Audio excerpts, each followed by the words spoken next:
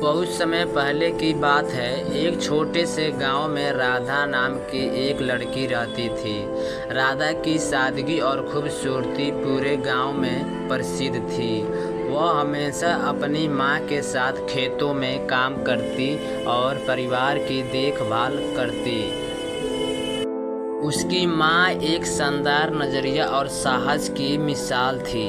एक दिन उसकी माँ ने उसे अपनी पुरानी गुलाबी साड़ी दी और कहा, यह साड़ी हमारी परिवार की धरोहर है, इसे अच्छे से रखना। राधा ने साड़ी को बहुत ही स्नेह से संभाल कर रखा। वही साड़ी उसकी माँ की थी और उससे भी पहले उसकी दादी की। लेकिन राधा को इस बात का बिल्कुल भी अंदाज़ा नहीं था कि यह साड़ी केवल एक साधारण साड़ी नहीं थी, बल्कि जादुई थी। एक रात जब राधा सो रही थी, उसे एक अजीब सपना आया। उसने देखा कि उसकी साड़ी के चारों ओर एक हल्की रोशनी फैली हुई थी और साड़ी से सुनहरी चमक आ रही थी।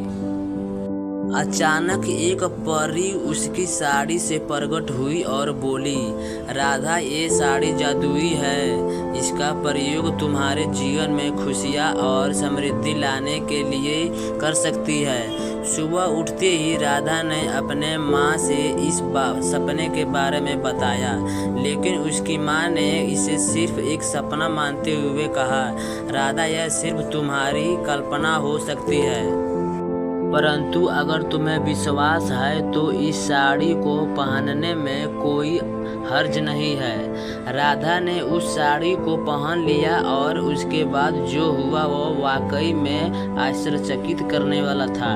जब वह खेत में काम करने गई तो वह हर पौधे को छूने से तुरंत फल और फूल से भर गया।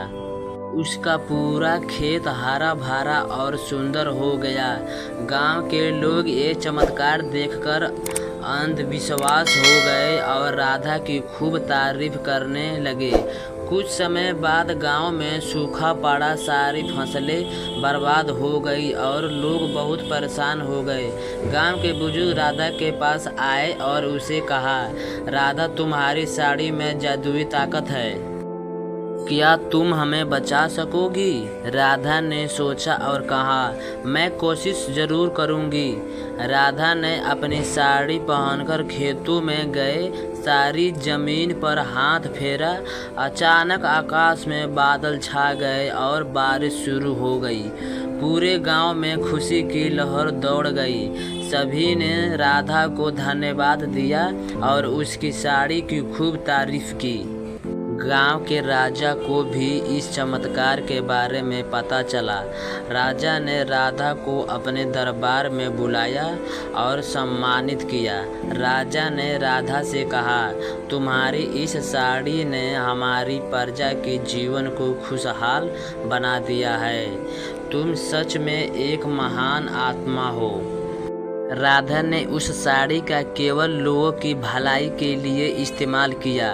वो समझ गई थी कि साड़ी की ताकत से सिर्फ अपने लाभ के लिए कुछ कैसे किया जाए। यह ही नहीं बल्कि दूसरों की मदद करने का भी मौका मिलता है। उसने अपनी जिंदगी उसी तरह भी बिताई और सबकी प्रिय बन गई। समय बीतता गया और राधा की कहानी सिर्फ गांव में ही नहीं बल्कि दूर दूर तक पहुंच गई। उसकी ईमानदारी और परोपकार की मिसाल ने उसे सबके दिलों पे जगह दी। उसकी साड़ी की जादुई कहानी सुनकर लोग उससे प्रेरणा लेते और सीखते। राधा ने अपनी साड़ी को अपनी अगली पीढ़ी को सौंप दिया।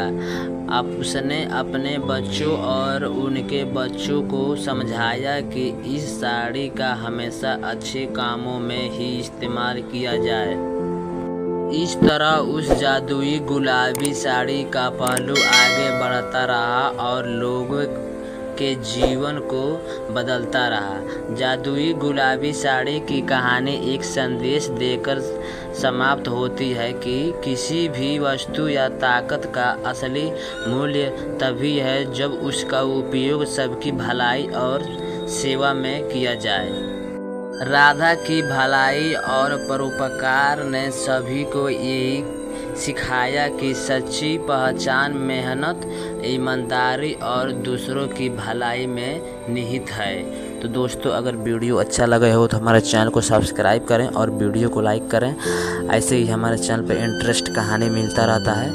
तो मिलते हैं फिर एक अगले इंटरेस्ट कहानी के साथ। तो तब तक के लिए जय हिंद, जय भारत।